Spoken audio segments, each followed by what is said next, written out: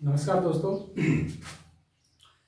Tense की series चल रही थी, उसमें हम लोगों ने प्रेजेंट और पास्ट को कंप्लीट कर लिया है, almost finished. And today we are going to start the future indefinite tense.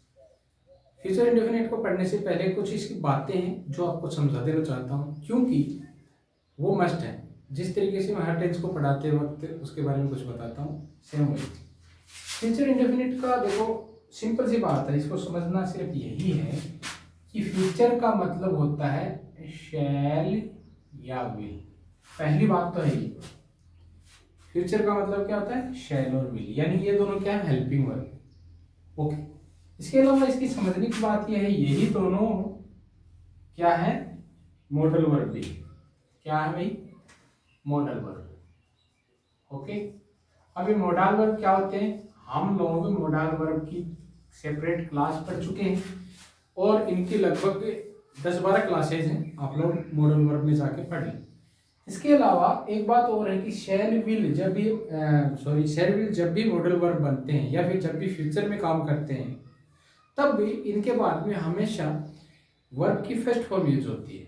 Okay, दोबारा बोल रहा हूँ, शैल विल जो है जब भी मॉडल वर्ब का काम करें या फिर हेल्पिंग वर्ब का काम करें, हेल्पिंग वर्ब फ्यूचर में काम करते हैं, तो उस समय इनके बाद में हमेशा मेन वर्ब की फर्स्ट फॉर्म में काम में आती है। ठीक है, याद रखने की बात यह है कि मॉडल वर्ब के बाद में हमेशा वर्ब की फर्स्ट फॉर्म आती है, इट इज मस्ट। क्लियर है? ठीक। अब आगे बढ़ते हैं। हेल्पिंग वर्ब हमने देख लिया, शैल विल है मेन वर्ब की first form of the verb. ये भी हमने अभी अभी देखा है कि वर्ब की फर्स्ट फॉर्म इसमें काम में लेते हैं। नेक्स्ट है सब्जेक्ट आता है सबसे पहले, उसके बाद में हेल्पिंग वर्ब, फिर मेन वर्ब और फिर ऑब्जेक्ट। क्लियर? ऑब्जेक्ट में हम लोगों ने देखा है कि यहाँ पे एडवर्बियल भी आ सकते हैं, कॉम्प्लीमेंट भी आ सकते हैं, वो अलग बात है। अब हम पढ़ते हैं इसको पार्ट ऑफ स्पीच के हिसाब से। पहला सेंटेंस है, I shall be 35 next year, कि मैं अगले साल तक ना 35 साल का हो जाऊंगा। भाई सही बात है, बंदा अपने एज बताना चाहता है कि इस साल तो मैं ना 34 का और अगले साल तक मैं कितना का हो जाऊंगा भाई, 35 ईयर का। तो यहाँ पे उसने क्या यूज किया भाई, शैल बी।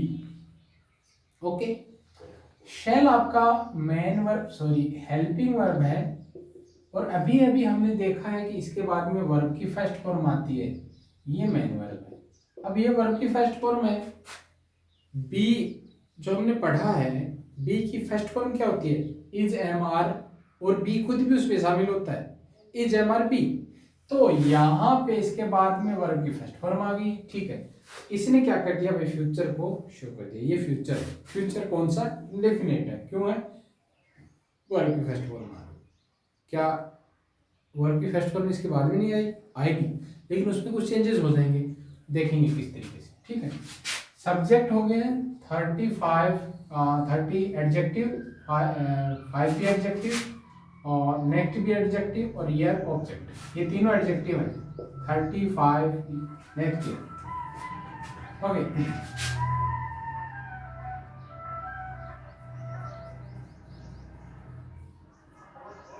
इस 35 को आप ऑब्जेक्ट भी बोल सकते हो, नो डाउट, और नेक्स्ट को आप एडजेक्टिव भी बोल सकते हो, इसको ऑब्जेक्ट भी बोल सकते हो, कोई दिक्कत नहीं। इसको, इन तीनों को ऑब्जेक्ट एडजेक्टिव भी बोल सकते हो और इन दोनों को मिला के ऑब्जेक्टिव बोल सकते हो। ठीक है, नेक्स्ट है the train will arrive. Will आपका हेल्पिंग वर्ब और अराइव मेन वर्ब। कौन सा हो गया, फ्यूचर इंडेफिनिट। क्यों हो गया, ये फ्यूचर को शो कर रहा है और फर्स्ट फॉर्म आ रहा है इसके बाद में, आर्टिकल है, सब्जेक्ट है, प्रीपोजिशन है और ऑब्जेक्ट। ठीक है, नेक्स्ट देखते हैं, you shall work hard to get success. You shall work hard. ठीक, अब यहाँ पे ये आपका हेल्पिंग, ये subject, helping verb, main verb, adverb, infinitive और ऑब्जेक्ट। ठीक है, अब यहाँ पे मेन बात क्या है कि सेल फ्यूचर को शो कर रहा है और वर्क इंडेफिनिट को शो कर रहा है। फ्यूचर इंडेफिनिट हार्ड, इस वर्क की विशेषता बता रहा है, वर्क कैसा है, हार्ड है, तो एडवर्ब हो गया, वर्क की विशेषता बताने का काम कौन करते हैं, एडवर्ब। ठीक है, You will know the result next month. Will know helping verb और मैन वर्ब, फर्स्ट फॉर्म में फ्यूचर इंडेफिनिट, ठीक है। Subject, article, object, next month, फिर एक ऑब्जेक्ट, ठीक है। नेक्स्ट को आप एडजेक्टिव बोल सकते हैं, इसको ऑब्जेक्ट बोल सकते हैं। I shall read this book, I shall read this book, shall read future indefinite, I subject, this adjective और book object. She will start for Ahmedabad tomorrow. She will start. Will helping verb और start main verb, ठीक है। Future indefinite. She subject for preposition Ahmedabad, object इसका for का, और tomorrow adverb. Tomorrow समय को बता रहा है तो adverb of time हो गया, ठीक है। नेक्स्ट है I will return you book. I will return this book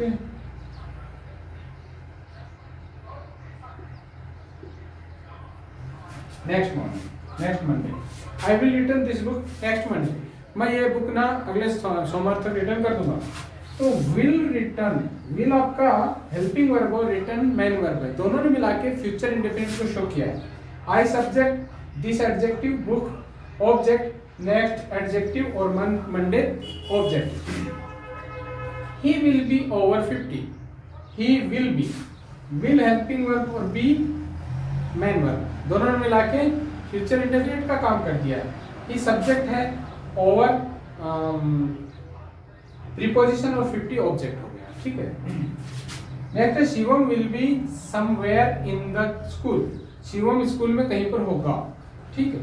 अब यहाँ पे विल बी, ये हेल्पिंग वर्ब और ये मेन वर्ब, ठीक है, दोनों ने मिला के फ्यूचर इंडेफिनिट का काम कर दिया है। सब्जेक्ट हो गया है और समवेयर एडवर्ब हो गया है। एडवर्ब वो प्लेस है, जगह को बता रहा है, किसी जगह पर होगा। इन प्रीपोजिशन है द, आर्टिकल और स्कूल ऑब्जेक्ट। इस तरीके से इसको पार्ट ऑफ स्पीच डिवाइड कर दिया। फिर नेक्स्ट है he is coming on Sunday, वो ना संडे तक आ जाएगा। अब यहाँ पे एक्चुअली देखने पर तो ये क्या लग रहा है, इज कमिंग लग रहा है, यानी प्रेजेंट का कॉन्टिन्यूस, प्रेजेंट का continuous is, am are helping verb में आते हैं और आईएनजी में मेन वर्ब आती है। देखने में तो ये फ्यूचर प्रेजेंट कंटिन्यूस का लग रहा है, लेकिन इसका सेंस जो है, इसका भाव जो है वो क्या है, फ्यूचर का है।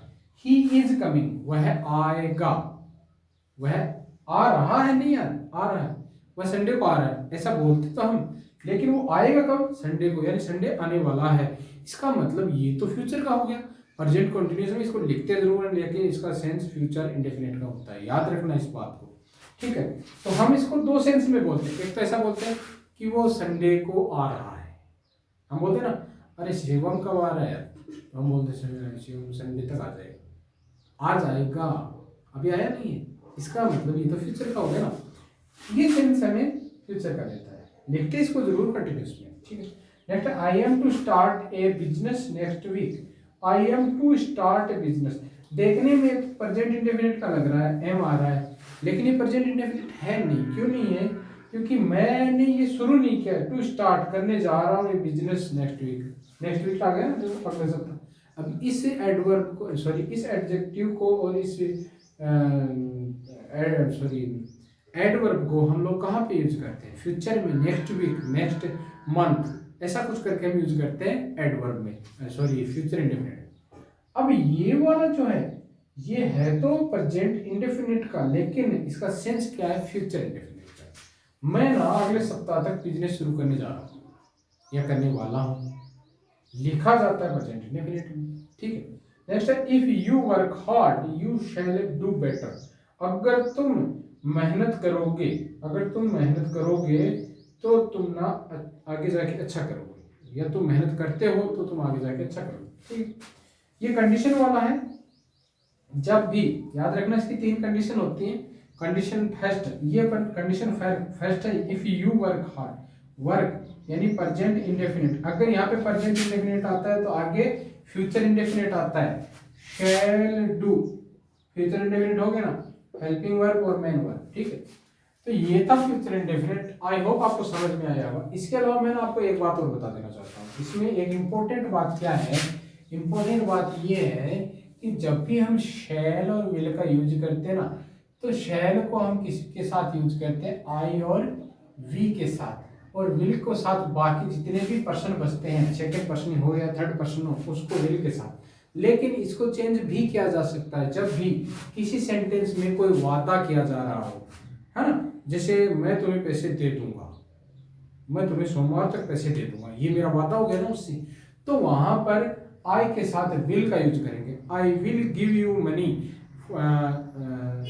टू नेक्स्ट मॉर्निंग या नेक्स्ट मंडे, मैं तुम्हें अगले मंडे तक ही पैसे दे दूंगा। तो आई के साथ क्या करेंगे, विल का यूज करेंगे, शैल का नहीं करेंगे उस समय, ठीक है, क्योंकि वहां पर आप वादा कर रहे हो। अगर किसी को धमकी दे रहे हो, मैं तुम्हें पीट दूंगा, I will beat you, I shall beat नहीं, आई विल बीट यू। तो याद रखना, किसी को धमकी देनी हो, किसी से कोई वादा करना हो, किसी से कोई दृढ़ निश्चय हो आपका कि मैं ना ये टीचर वाले एग्जाम अगले साल तक पास करके रहूंगा, तो I will pass the exam, ऐसा कुछ करिए, ठीक। तो जहाँ पे दृढ़ निश्चय हो, जहाँ पे वादा हो, जहाँ पे धमकी देनी हो, या कोई आपका दृढ़ निश्चय दिखाना हो, तो तब आप क्या यूज करोगे भाई, आई के साथ, वी के साथ विल का, और बाकी जो बचते हैं सेकंड पर्सन और थर्ड पर्सन में शैल का, ठीक है। तो ये था फ्यूचर इंडेफिनिट। आई होप आपको समझ में आया होगा। और नेक्स्ट क्लास इसकी होगी फ्यूचर कंटिन्यूस की। तो मिलते हैं, नमस्कार।